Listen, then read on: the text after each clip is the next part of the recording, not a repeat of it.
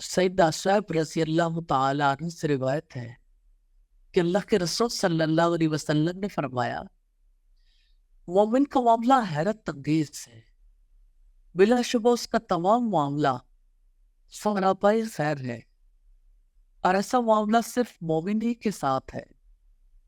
اگر اسے خوشی پہنچے تو اللہ تعالیٰ کا شکر ادا کرتا ہے اور یہ اس کے لیے بہتر ہے، اور اگر اسے تکلیف پہنچے تو صبر کرتا ہے اور یہ پریشانی میں صبر کرنا اس کے لیے بہتر ہے۔ سیدنا عبداللہ ابن مسعود رضی اللہ تعالیٰ عنہ سے روایت ہے، میں رسول اللہ صلی اللہ علیہ وسلم کے پاس گیا تو آپ کو بخار تھا۔ میں نے اپنے ہاتھ سے آپ کو چھوا تو میں نے کہا اللہ کے رسول آپ کو تو سخت بخار ہے۔ آپ نے فرمایا مجھے تم میں سے 2 آدمیوں کے برابر بخار ہوتا ہے۔ تو سیدنا عبداللہ نے کہا اسی وجہ سے آپ کو دوہرا اجر ملتا ہے۔ آپ نے فرمایا ہاں۔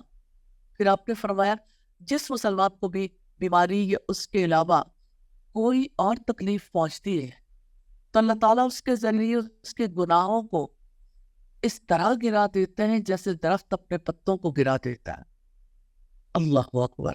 کون ہے جو گناہوں کی معافی نہ چاہتا ہو؟ کون ہے جس نے کبھی کوئی خطا نہ کی ہو، جس نے اللہ سبحانہ وتعالیٰ کے حق میں یا انسانوں کے حق میں کمی نہ کی ہو؟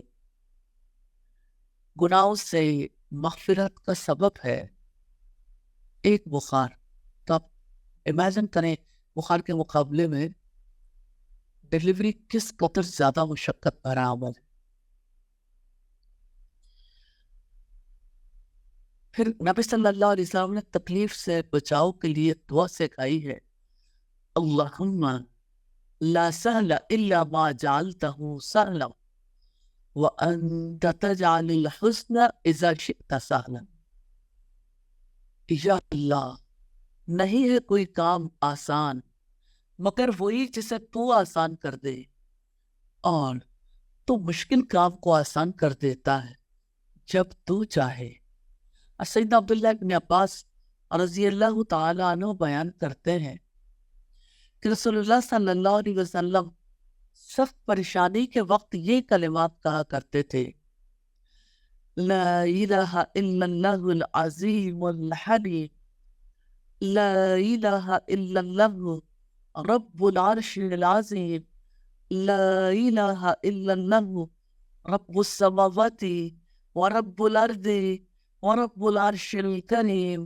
اللہ تعالیٰ کے سوا کوئی معبود نہیں جو عظمت والا اور بردبار ہے، اللہ تعالیٰ کے سوا کوئی معبود نہیں جو عرش عظیم کا رب ہے، اللہ تعالیٰ کے سوا کوئی معبود نہیں جو آسمانوں اور زمین کا رب ہے اور عرش کریم کا رب ہے۔